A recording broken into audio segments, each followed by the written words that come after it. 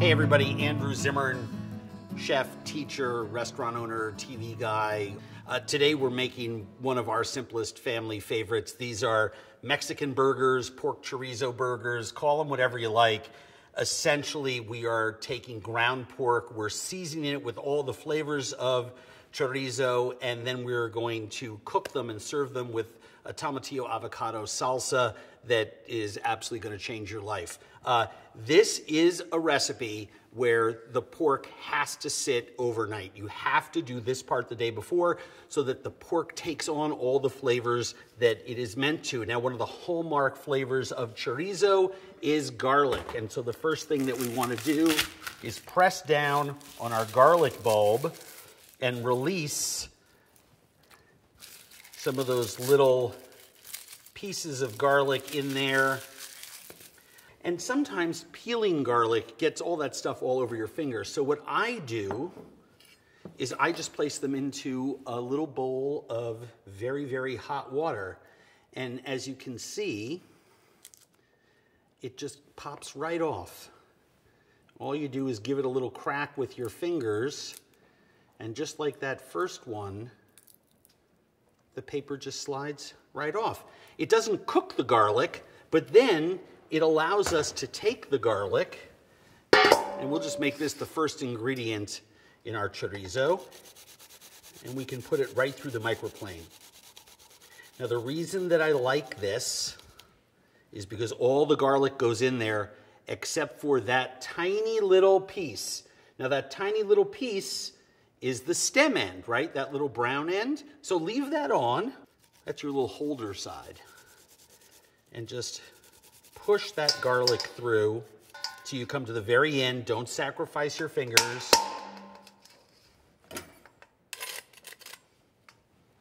And there we have that beautiful microplane garlic. We're going to add some epazote, which is a very fragrant medicinal herb that's very crucial to Mexican cooking. Some true Mexican leaf oregano, very pungent. Some chili powder, Mexican. Some salt. I'm going to add some chopped fresh cilantro, and yes, I am using the stems. If you have stuff that's really thick and woody, don't use it. But I'm cutting this so fine. Those little pieces of stem, cilantro is one of the herbs that the stems, arguably the best part. Matter of fact, they're a crucial part of Indian cooking. I've got a couple of pounds here of raw pork. We'll throw that in. We're going to add some charred roasted jalapenos that we're going to use in. So I've got my fresh jalapenos. I'm going to char those in the open fire. A charred jalapeno is going to have a different kind of flavor than a raw jalapeno. It's going to be smoky, the spiciness is going to be knocked down a level of intensity, and we're not cooking it for long enough in that fire to actually change the texture of it too much. We're just roasting it for long enough so that I get that flavor from the skin. I'm not even going to peel it the way we would a conventional bell pepper, but I like that smoky flavor that the charred jalapeno imparts there. And all I'm doing with the skewers is it's a handy way to move your jalapenos around the fire. If I just lay a jalapeno there, it would just fall into the oven. I wouldn't be able to do anything with it. And when you see a blank spot that needs roasting, just move it over the fire. It doesn't take very long. 45 seconds, a minute, minute and a half is all you need for this. Now, let's say you have an electric oven at home. Just gently rub them with just the barest hint of oil and throw them underneath the broiler. If you have one of those creme brulee torches, you can use one of those and just torch it. Any way that you can add heat is good. There's always a solution. I'm going to let those cool for a second. I'm going to add some fresh lime juice to this. Oh my gosh, hard limes. So here's the deal. With limes, you notice I didn't reach for a citrus reamer or a juicer. The first 3/4 of the juice from a halved lime is sweet and sour and floral.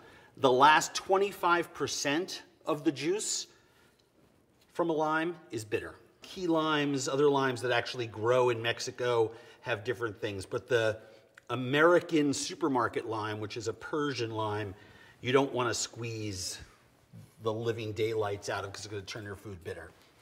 All right, onion.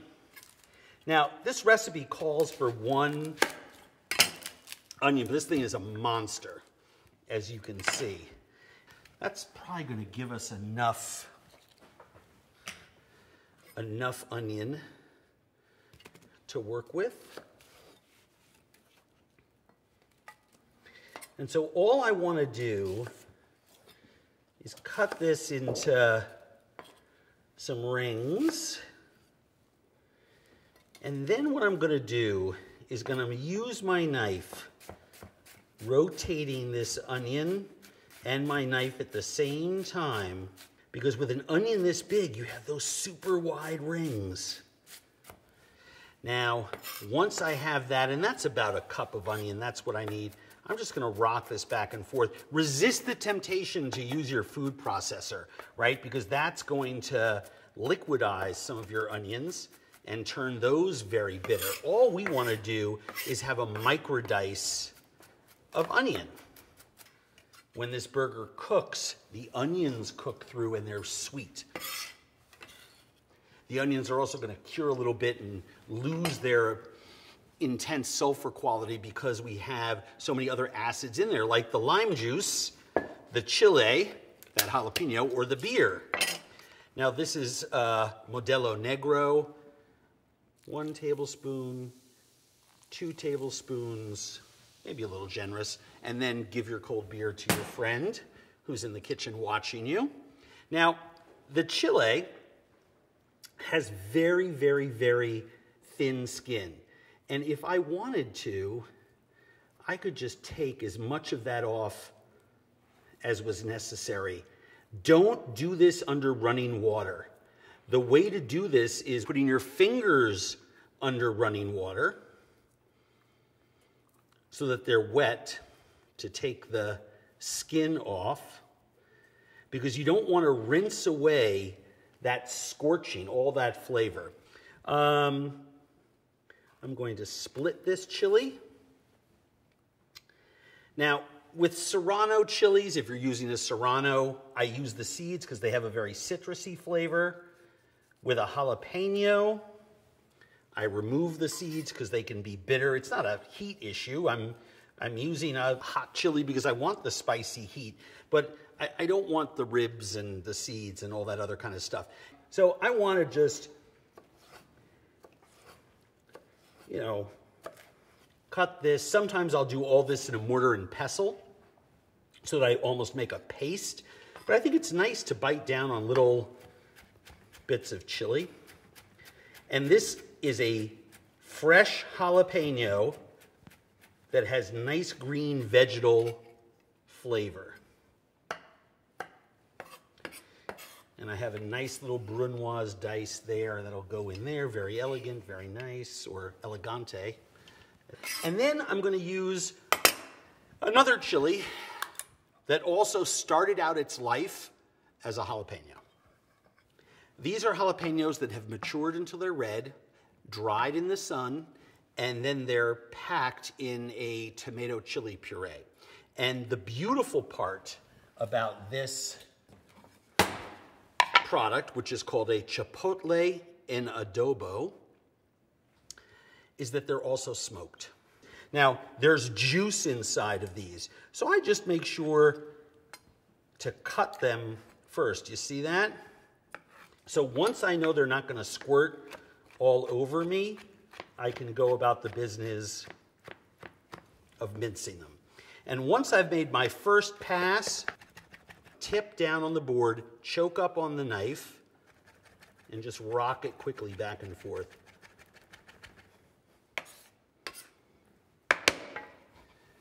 And that goes in. One big chipotle adobo or two small ones like that. And I happen to like my food very spicy. So the other great ingredient that this comes with is that wonderful smoky tomato chili sauce. And I'm going to add a little bit of that in too. Break up your pork. So I use a spoon for as much of the mixing as I can here. Mashing, pulling against the sides, letting it fall over itself. And I'm really looking hard to make sure that all of my ingredients are well incorporated. If I have to get in there with my hand, I will do so. Oftentimes I'll take a Ziploc bag and put my hand in it and give it a couple squeezes. Most people give up at this point and they say, well, that's incorporated enough. But I can actually see, let's see if I can find one. I can see places where the pork hasn't mixed thoroughly with all of our ingredients. All right, there we go. Scrape down the sides.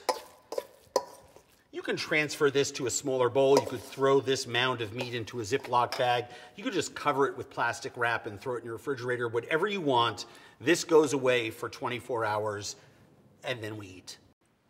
So the next thing we're gonna do is make our salsa. And this can be done anytime after you've got your pork sitting in your fridge. After about 48 hours, this salsa really starts to turn flat. The fresher that you make it, the better. But we're gonna do the same thing that we did with our garlic clove before with our tomatillos.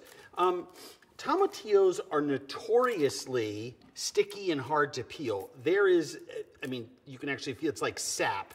And when you start to peel away these layers, sometimes they come off, sometimes they don't. But the way to get around that is just to put them in a bowl of hot water. With our garlic, because this particular salsa is going to be done in the food processor, you can use the back of the knife, take away the paper, give it a few cuts. Now, this is where a lot of home cooks make a mistake. Never throw whole ingredients into your food processor. The whole point of this machine is to take small bits of food, if you're pureeing, and render them into a homogeneous mixture. Otherwise, you're gonna have some chunks of garlic that are in big pieces and some that are pureed. We talked before about that smoky jalapeno. I have a serrano and a jalapeno here. I'm gonna use my serrano with the seeds because they have a great citrus flavor, and that roasted jalapeno. And instead of just dropping the whole chili in, I'm going to cut it. I'm going to do the same thing here.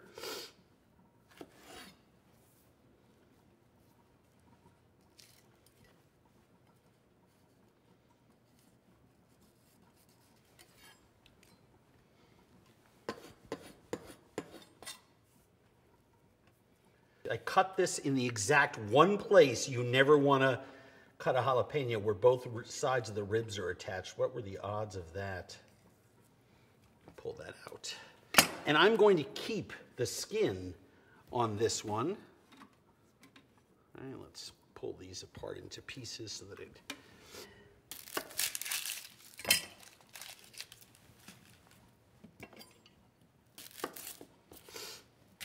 My white onion, I'm going to peel.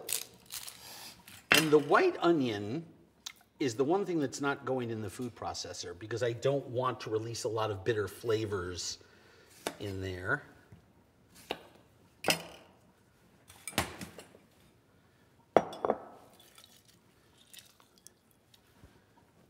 These are nicer limes than the other ones. Sometimes you just get a hard lime, but don't squeeze it all the way. Remember, just 75, 80%.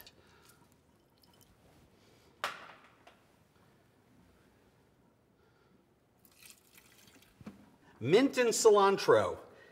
This is an opportunity, you know, I had this, I don't know, what would you call this? Limpy cilantro. It's got all the flavor of the rest of the beautiful crispy stuff, but I'm not making salad, I'm making salsa. So it's a combination of the antiseptic mint with that somewhat soapy tasting leaf. Cilantro is just beautiful. Put that in there. Salt, very important. And these have just been sitting in water. And again, I don't want my food processor to work that hard. And you're probably saying, well, why aren't you cutting them in smaller pieces? It's like, well, these are juicy and soft. So as long as I slice them, my food processor is going to thank me, and the final results will be a nice homogeneous mix.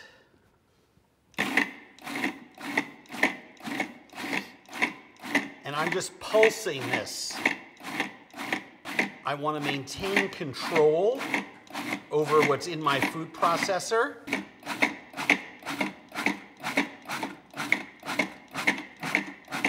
Now, I look down in there and I see that everything is roughly the same size, and it looks like salsa. It doesn't look like salsa verde pureed green herb sauce, right? So the first thing that I want to do once I get this point while that's sitting there is cut my onions. And you see I have a small white onion, and you see how thinly I'm making my slices.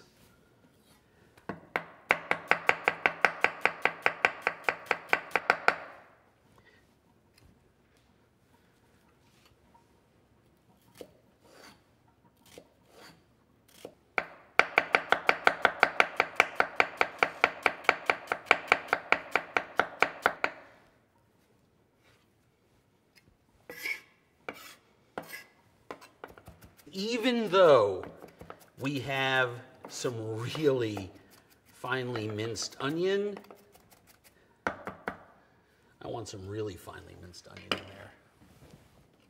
there. Because this is salsa. Our avocados. Place your knife, rotate that around. Twist the avocado. I know you've all seen this a million times. Twist and remove the nut. I'm going to use 2 avocados for this. Twist. Remove the nut. How I get this out is just with a spoon. The entire piece of avocado will come out. You remove a whole avocado and release it from its skin. And then all I want to do is pulse.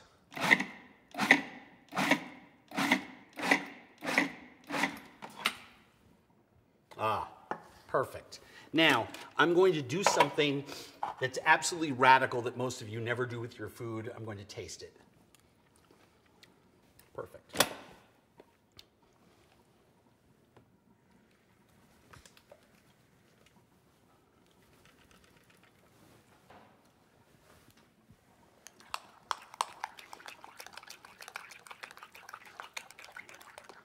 I like it very salty, very limey, very intense, because it's seasoning something that has a lot of flavor, a charred pork burger. This is not perfect for chips and dip. It's too strong tasting. You can put more avocado in and downplay sort of that salt, lime, and chili experience, and it's perfect for chips and dip. But play around with it a little bit. Not every salsa is meant to have a tortilla chip dunked into it. All right, so here's the really fun part. Here's the meat that's been marinating for 24 hours. And you can see that it's actually turned color, and it looks like chorizo. And so I'm just gonna, while my pan is heating up, I'm gonna make, I don't know, whatever, 6.5, 7 ounce patty. We're gonna get some shrinkage on there. Now, there's some nice patties. I'm gonna start cooking my buns in here so they come out of the pan, obviously before we cook our burgers, and we'll get our garnish ready for this.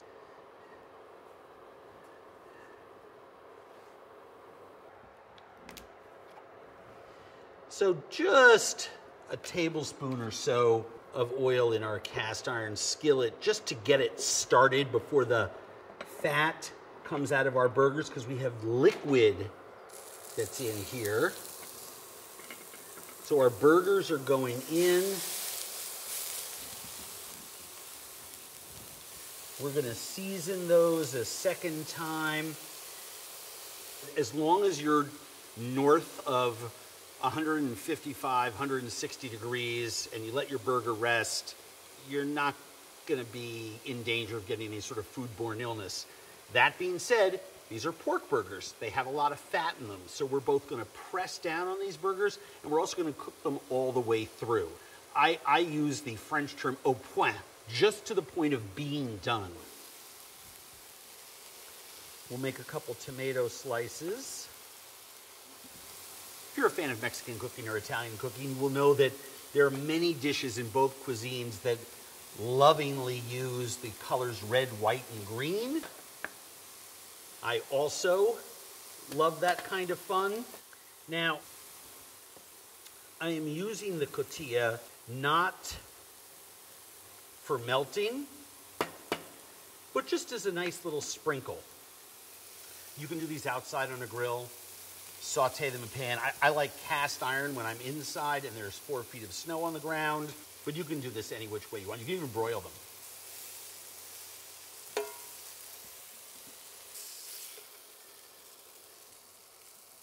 Burger deliciousness. So I've cooked these a lot.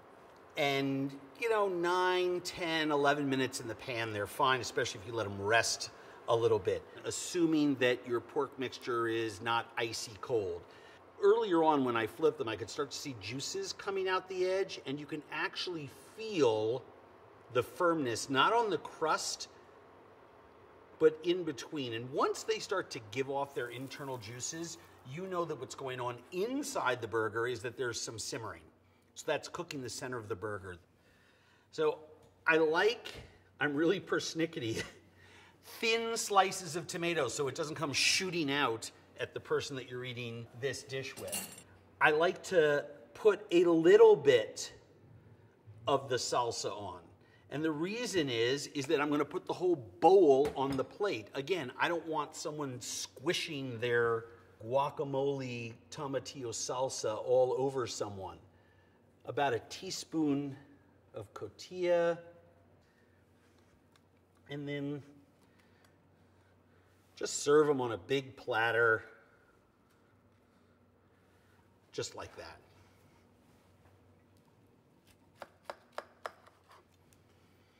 I mean, see how nice and moist it is and juicy, but still cooked all the way through? Just the right amount of other things with it. Simple food, easy food, very complex flavors, very exquisite results. You're gonna love this.